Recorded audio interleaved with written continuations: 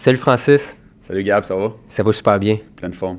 Hey, je suis vraiment content de te recevoir aujourd'hui pour un des premiers épisodes Belle pour ce initiative, je podcast. trouve que PML met en place, c'est le fun. Ça va être, je pense qu'on va avoir des bons dialogues toute la journée, c'est sûr et certain. Oui, puis l'idée, c'est vraiment d'avoir une discussion. Tu peux donner ton opinion sur le marché et tout ça, mais je trouvais que les capsules manquaient un petit peu de... Pas nécessairement d'authenticité, mais je trouve que c'était très travaillé, très préparé. Je comprends. Aussi, fait que l'objectif, c'est vraiment de te connaître. Aussi, on se côtoie, en arrière... moi, je vois les dossiers passer aussi. Je sais que toi et ton équipe, c'était vraiment très occupé. Fait que pour ceux qui ne te connaissent pas, tu es un ancien directeur de compte d'une institution financière aussi. Fait que je te laisse te présenter, juste m'expliquer un petit peu ton background, puis qu'est-ce que tu as apporté chez PMML. Absolument. Moi, je suis originaire du Saguenay. J'ai été là jusqu'à 18 ans. J'ai quitté. Je suis allé à l'université ici à Québec.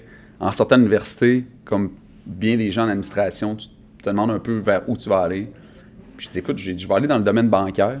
C'est un domaine précis, mais tellement large avec les clients, la clientèle. Donc, j'ai fait 6 ans dans le domaine bancaire commercial comme directeur de compte. Donc, je faisais du financement autant commercial des entreprises, des business opérantes, des marges de crédit, de l'inventaire. Je faisais aussi de l'immobilier. Puis l'immobilier, je l'ai vraiment développé plus tard un petit peu, puis j'ai adoré ça. C'est une certaine facilité, c'est des tickets qui sont le fun, des gens qui comprennent aussi ce qu'ils font, moins complexe que de travailler dans des business opérantes avec une complexité des fois internationale sur différents points. Donc, j'ai vraiment développé ce volet-là. J'ai connu les boys ici quand le bureau de Québec a ouvert. Puis à j'ai connu les boys JP Paradis, Mathias, JS Norton ici aussi. Puis, c'est comme ça que, fil en aiguille, j'ai connu PMML par rapport à ce que vous faisiez de l'extérieur, mais par la suite de l'intérieur. Puis je pense qu'on va en parler un petit peu plus tard aussi de comment mes pieds sont venus à l'intérieur et non plus juste de l'extérieur comme un collaborateur bancaire.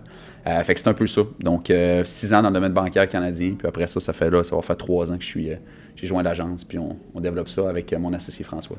Donc, ton initiation à l'investissement immobilier, multisérise aussi, puis commercial, j'imagine, c'est fait à cause de ton expérience bancaire ou c'est venu après? Ou... Je te dirais que l'immobilier s'est développé avant de rentrer dans le domaine bancaire. Là. Ma famille a de l'immobilier, donc j'ai été dans ça très, très jeune. J'ai moi-même acheté aussi des transactions en sortant de l'université. Donc, je me suis fait les dents en même temps que faire mes classes au niveau du financement. C'est un peu comme ça. Tout s'est fait en parallèle. Puis là encore, autant...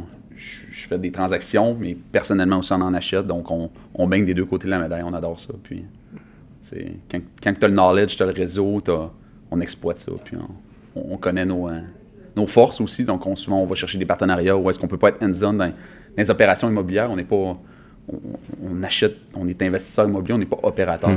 Donc, nos clients, il y en a beaucoup qui sont opérateurs, il y en a qui sont investisseurs. Nous, notre profil, on le sait, on est investisseur, on y va passivement quand on fait nos transactions personnelles. Sinon, dans le courtage, ça occupe toutes nos semaines. Donc, on peut pas malheureusement gérer trop de locataires. Oui, puis pour te connaître aussi, c'était quelqu'un qui a quand même assez de drive aussi. Puis j'imagine, ça rejoint un peu une des facettes du métier de courtier hypothécaire aussi qui fait que tu es toujours dans le feu de l'action. Il y a tout le temps quelque chose qui se passe. Exact. C'est ce que j'adore. C'est ce qui me tient le plus en vie. C'est que nos transactions, tout le monde le sait, c'est que tu as différentes étapes dans une transaction. Ça part de négocier une promesse d'achat avec ton client qui veut acheter jusqu'à notarier. Mais dans ça, il y a peut-être 10, 12, 13 étapes. Donc, chaque étape est challengeante. Puis avec les dossiers, des fois, tu as des dossiers le matin, tu parles avec 2 notaires. Puis l'après-midi, tu parles avec un vendeur d'immeuble. On essaie de ramener le prix à un niveau qui fait du sens. Donc, il y a de la négociation dans toutes les étapes. Puis c'est ce qui nous tient en vie. Je vous dis, c'est ce qui nous challenge, notre équipe, dans l'accompagnement de nos clients au travers de chaque étape. Puis c'est crucial. Puis moi, je pense que c'est ce qui fait aussi d'un bon courtier. C'est la force de notre équipe, c'est qu'on va prendre un client dès le départ, on va l'amener dans notre réseau, souvent avec nos consultants en efficacité énergétique, avec nos évaluateurs agréés, qu'on est capable de les mettre en relation, qui ont de la rapidité, qui ont de la disponibilité. Par la suite, nos architectes, quand on parle de construction neuve.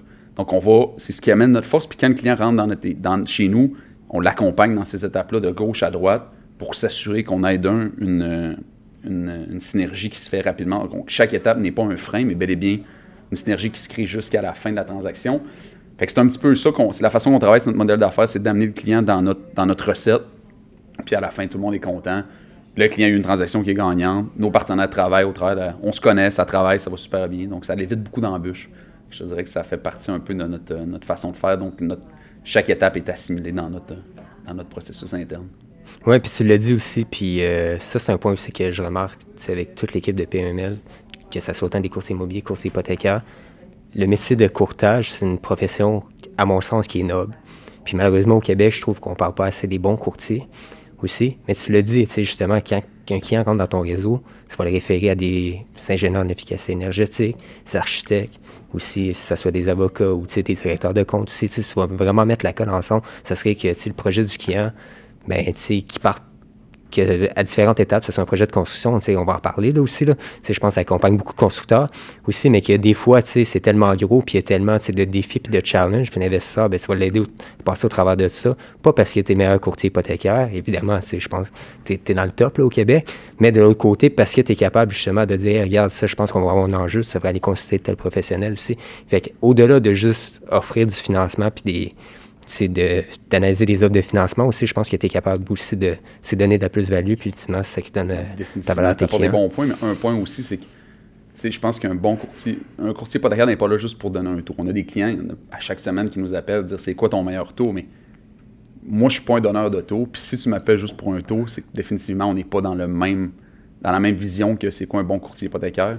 Nous, on va travailler tous les aspects du pro forma d'un immeuble pour s'assurer d'avoir le meilleur revenu net possible, qui lui va permettre d'avoir le meilleur financement. Mais le taux devient pratiquement une finalité dans tout le processus. Si tu peux avoir, je donne un exemple simple, 1 million de plus en financement, puis tu as un taux de 0,25 de plus, bien, tu as 1 million de plus, ça vaut beaucoup plus cher que le coût en intérêt qui est plus élevé dans un exemple très, très simple. Je ne mets pas tous les paramètres en ligne de compte. Donc oui, je pense que un courtier hypothécaire qui se démarque va aller vraiment challenger tous les aspects du processus transactionnel et non pas juste de se contenter d'avoir le meilleur taux à la fin ou un amortissement peut-être plus long. Donc, tout ça mis en bout de compte, je pense que c'est ce qui fait une transaction gagnante pour le client. Puis après ça, pour nous, parce que le client est content, ça revient de la business develop, référence. Donc, c'est vraiment notre modèle d'affaires interne à François puis moi, puis notre équipe. C'est ce qu'on prône. Oui, puis le taux, c'est une question qui revient souvent. Pendant la COVID, les taux étaient complètement au plancher, on en parlait. C'était quoi le taux? Le taux? Ça s'obstinait pour une dizaine de points de base. Puis là, aujourd'hui, ça même question, c'est quoi le taux? C'est pourquoi? Parce que les taux ont augmenté depuis...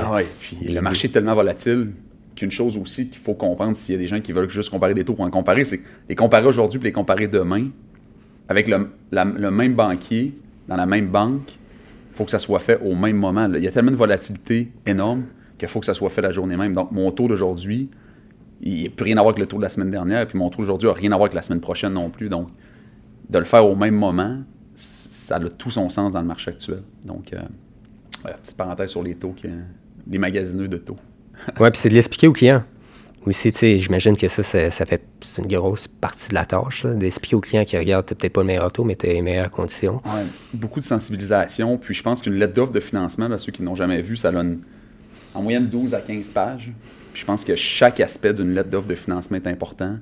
Puis c'est la somme de toutes les wins dans cette lettre d'offre de financement-là qui fait que c'est une transaction gagnante. Et non pas juste le taux qui a une ligne dans la lettre d'offre de financement. Puis les résultats parlent d'eux-mêmes. Aussi, vous avez quand même réussi à monter plusieurs centaines de millions en déboursés depuis le début de votre carrière. Plusieurs centaines de millions en dossiers en traitement actuellement. C'est quoi la clé de ton succès qui fait que tu as monté la business que tu as puis tu es capable de, justement, de t'entourer d'une équipe? Tu ne travailles pas tout seul. Là. Tu travailles avec ton partenaire François Fauché aussi, mais tu as aussi toute une équipe en arrière de toi. Ça a pris plusieurs années monter de la recette qu'on a actuellement. Ouais. Tantôt, j'ai parlé de notre écosystème à notre équipe, de dire quand le client vient dans notre équipe, on l'accompagne dans notre écosystème. Ça, c'est une des clés qui fonctionne super bien. Mais également, il y a tout le montage de la transaction, nos négociations avec les banques, nos relations bancaires, ça vaut excessivement cher. Mais tout a passé par la façon qu'on monte les transactions. Donc, pour éviter toute erreur, pour connaître tous les dossiers, on prend la transaction dès que ça rentre, on la passe à un analyste à l'interne, monte toute la transaction, par la suite, on la reprend, on négocie avec les banques. Donc, chaque étape est très segmentée pour s'assurer d'être le plus lean possible dans notre processus, limiter les erreurs, puis également augmenter la vélocité. Donc, le client qui parle à moi, à François, à Rémi, à Léa, il il y a toute l'information, tout est là, ici où est-ce qu'on s'en va, qu'est-ce qui est à faire. Donc, la communication, ça, c'est une chose clé, je te dirais, dans un facteur de notre réussite. Les relations bancaires, notre écosystème. Et une chose aussi, c'est ce qui a fait une grosse différence, puis les clients nous le disent, c'est qu'on retourne l'ensemble de nos appels la journée même. Puis ça a une incidence majeure sur la façon que le client perçoit la transaction. On est disponible pour lui. Souvent, on est en rencontre. On termine la rencontre 1 minute après, on est déjà sur les retours d'appels qu'on a manqués. La disponibilité envers les clients, c'est vraiment c'est un facteur qui est important. Et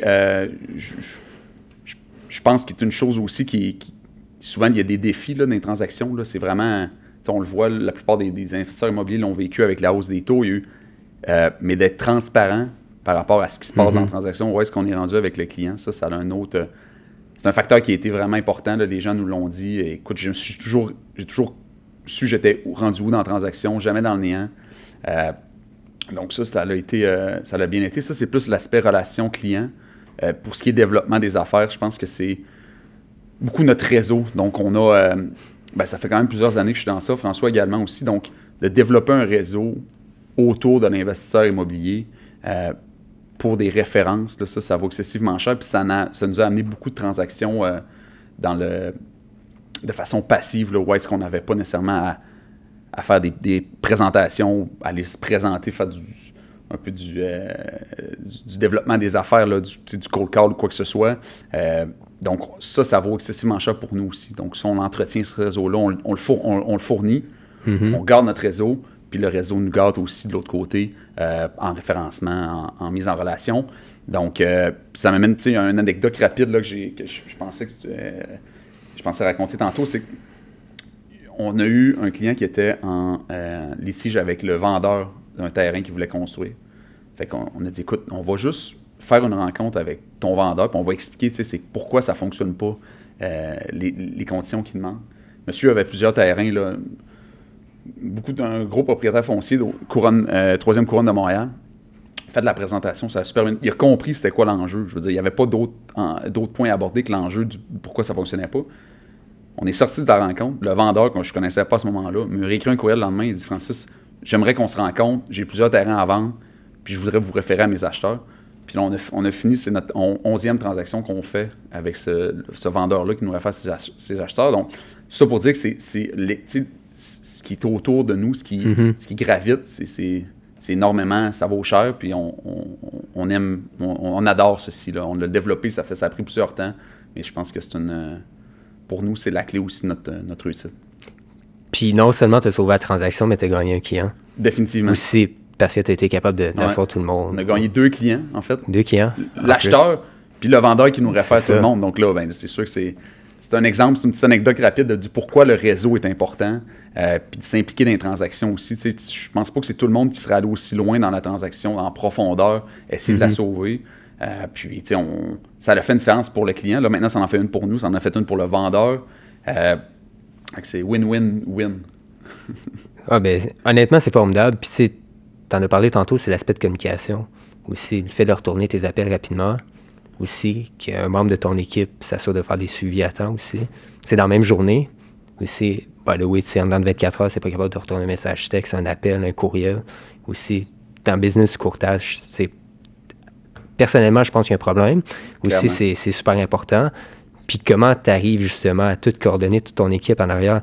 Parce que, oui, tu en gères beaucoup, tu crées beaucoup de valeur, tu prends le temps de bâtir les bonnes relations avec tes clients aussi, mais comment tu fais pour que ton équipe, chaque membre de l'équipe sache exactement sur quoi travailler, puis que la chaîne, dans le fond, la chaîne fonctionne, puis ça roule à une autre cadence et non pas que ça soit pas le même? Écoute, la question, elle est super bonne. Elle pourrait être très large, je vais essayer de faire ça court, mais chaque étape est bien définie dans notre équipe, ça c'est clair. Puis on a des rencontres, c'est 2 à 3 fois par semaine sur chaque dossier. On est rendu où? Bien qu'on a des notes dans notre système interne, tout est là, mais je vais dire 2 fois par semaine en moyenne, là, les 2 fois par semaine, on passe l'ensemble des dossiers signés, où qu'on est rendu, quels sont les défis, quelles sont les étapes. Donc, demain matin, je m'absente pour une raison X, Y, Z. J'ai aucun stress sur mes dossiers. qui vont être pris en charge jusqu'à la fin, puis d'une belle façon et d'une bonne façon aussi. Même chose pour François, Léa, Rémi. Une chaise vide dans notre équipe pendant 2 semaines, c'est comblé juste par la symbiose qu'on a. Fait que c'est ce qui fait, je pense, qu'on est capable de bien connaître les étapes. Puis pourquoi on a une synergie, c'est qu'on en parle beaucoup. Fait que là, ça revient à la communication, mais la communication intra aussi, très, très fort. On a notre façon de parler à l'interne qui nous donne un bon edge sur la proactivité d'un dossier. Donc, on est très peu réactif, toujours être proactif. Donc, ça évite souvent des fois des mauvaises nouvelles, des mauvaises surprises d'un dossier. Donc, on est proactif, on communique. Je te dirais que c'est à l'interne, c'est ce qui nous aide beaucoup à avoir une vélocité qui est rapide et qui est le fun. Qui est aussi constante. Tu sais, c'est important, je veux dire. Il y a des moments dans les transactions où est-ce qu'on a eu des rushs épouvantables avec le 19 juin dernier. Il y a des moments où est-ce que c'est plus tranquille parce que, évidemment, il y a eu les vacances, il y a Noël, il y a d'autres trucs. Donc, tu sais, de toujours savoir où est-ce qu'on s'en va, ça permet d'être proactif dans les périodes de rush, puis proactif dans les périodes aussi plus tranquilles. Fait que ça, pour nous, c'est vraiment une façon de faire qu'on a trouvé qui, à date, fonctionne bien. Ça peut se corser, mais il faut s'adapter, évidemment. Donc, on revoit quand même souvent notre processus d'affaires à l'interne. On se challenge aussi. Donc, on est toujours en construction et en amélioration. Puis justement, tu as passé quelques semaines off aussi pour ton congé de paternité. Ouais. Premièrement, félicitations aussi, tu ton fils. Petit gars, un petit bonhomme. Oui. Puis c'est quoi le plus gros défi pendant ce temps-là? Tu dis que tantôt, quelqu'un s'absente pendant 2 semaines, il n'y a aucun problème, tout le monde est capable de reprendre les dossiers. Il y a aussi des défis pendant ce temps-là. C'est sûr que tu t'es resté pas juste à ton téléphone, mais tu sais comment ça s'est passé pendant ce temps-là? C'est super bien passé. Je l'avais prévu aussi avant. Là, je veux dire, un accouchement, c'est pas une surprise du jour au lendemain. Donc, je l'avais prévu. Tous nos clients étaient informés. On avait des backups, des processus en place là, pour que quel dossier était assimilé à tel courtier pour s'assurer qu'il y a un bon fonctionnement. Ça s'est passé super bien. Ça a été fantastique. J'ai pris une couple de semaines là, à la maison, m'occuper de Georges, ma conjointe aussi. Évidemment, je veux dire, il y a des moments plus de temps mort. Où est-ce que oui, là, j'ai pris mon ordinateur, j'ai une couple de meetings, on a travaillé. Mais les clients étaient au courant. Ils savaient que j'arrivais d'une surprise dans le meeting. C'était pas moi qui leadais le meeting pour autant. Donc, c'est comme ça qu'on l'a fait. Puis, on parle d'enfants, mais le plus beau de tout ça, je pense que c'est au-delà du temps ou du temps off. Mais se lever le matin avec ton enfant, ça te donne encore plus le goût de rentrer au bureau. Il y a une raison, la raison de le faire puis la raison d'être change un peu. Elle ne pivote pas de 180 degrés, mais il y a une raison de rentrer au bureau le matin maintenant qui est beaucoup plus forte qu'avant. Puis il y a une raison aussi de rentrer à la maison qui est beaucoup plus forte qu'avant.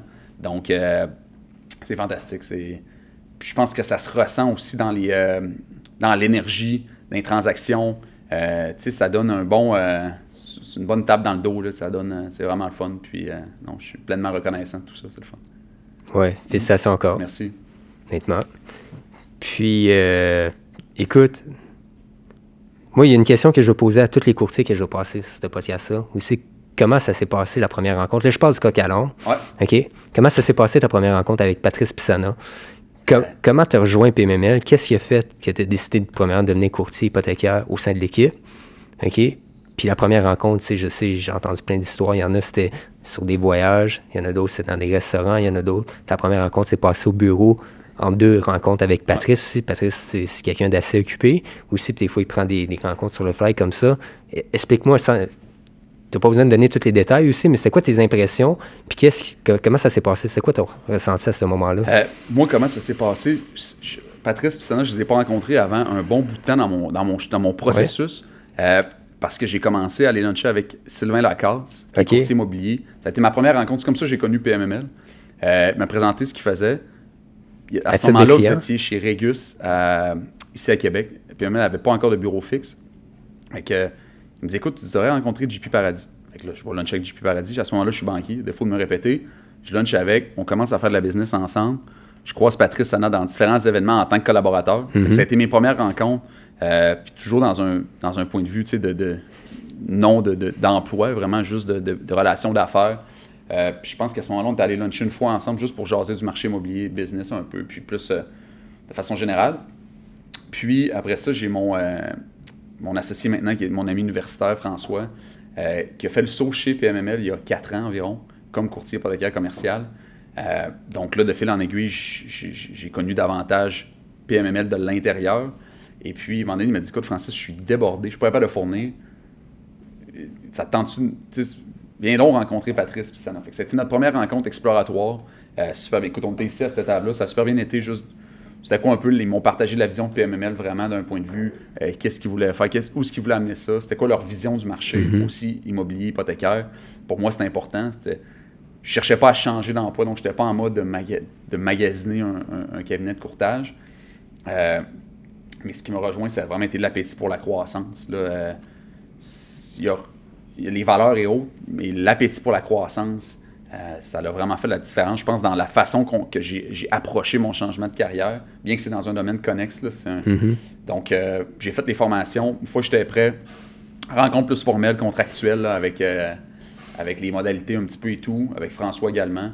Puis, ça a été ça. Donc, j'ai pas eu 2 premières rencontres, mais ça a été sur un cheminement d'à peu près 2 ans environ que je les ai croisés. On a échangé, puis à un moment donné, on est venu à un offre qui était intéressant, qui était plus formel. Donc, c'est comme ça que j'ai joint les rangs de l'équipe avec François. Puis après ça, on a amené un volume intéressant. Jusqu'à temps que je vois plus capable, je suis débordé. Ben là, on a dit, on va embaucher. Et là, quand Léa a dit, je suis plus capable, je suis débordé, on a dit, on va embaucher. Et là, Karémi a dit, je suis plus capable, je suis débordé. Ben là, on a embauché un analyste vraiment dans notre équipe, Félix, qui fait un travail exceptionnel. Fait que là, on est 5, on roule ça, puis on est... c'est la façon qu'on mène notre bateau actuellement. Puis ce que je trouve intéressant, c'est une démonstration d'une croissance naturelle aussi. C'est une chose, admettons, de dire « Ah oui, PML est en hyper-croissance, on prend des parts de marché. » Ou si on développe des nouveaux créneaux, des nouveaux marchés. Mais après ça, d'avoir un ami d'enfance qui te dit « Hey, justement, Francis, je suis débordé. » Ou si j'aurais besoin d'un coup de main. Aussi, ça vient concrétiser un peu. C'est le message que on essaie de véhiculer au marché que oui, on est toujours en hyper-croissance. Aussi, le marché, on n'a rien fait là encore. Là. C'est le marché aussi. Puis tu le sais, là, aussi avec tous les constructeurs avec lesquels tu parles, aussi, c'est qu'il y a tellement d'immobilier au Québec. Aussi, puis il y a tellement de propriétaires au Québec qu'il suffit justement d'y aller pas par pas. Puis tu peux carrément aller chercher la business que tu veux. Là. Aussi, puis toi, tu as réussi à le faire en dedans de quoi? Ça fait 3 ans, là? Ouais. Même pas. Aussi.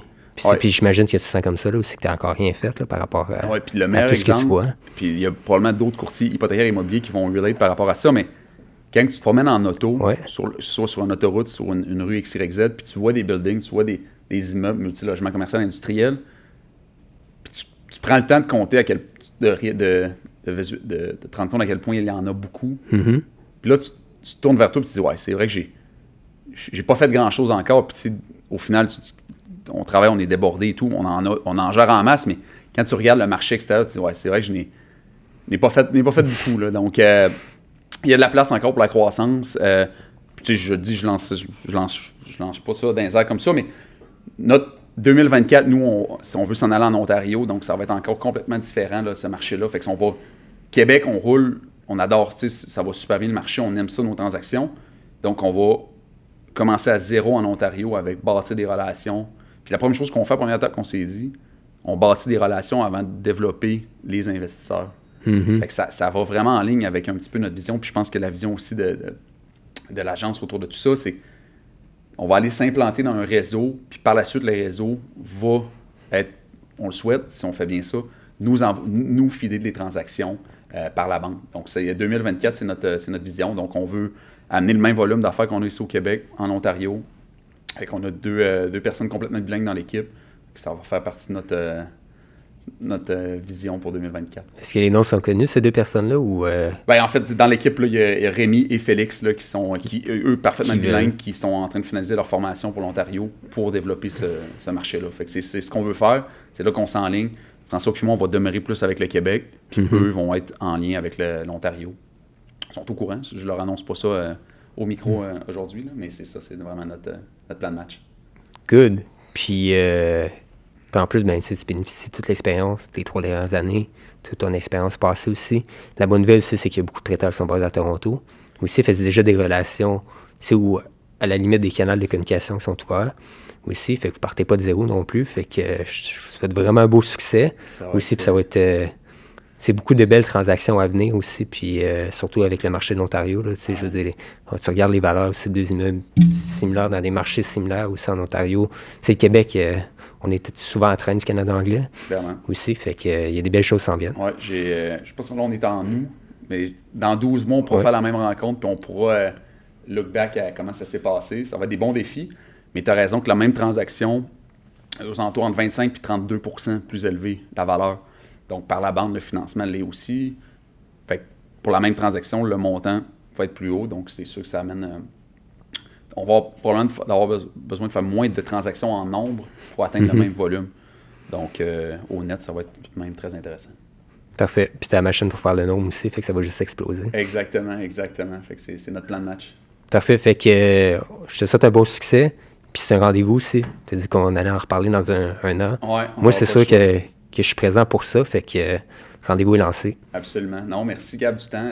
C'est une super belle organisation. Je pense que c'est important d'échanger de même plus souvent aussi, juste de façon humaine, de ce qui se passe un peu dans le marché, ce qu'on voit. Donc, écoute, on se reparle très prochainement autour du micro. Parfait. Merci Francis. Yes, merci Gab.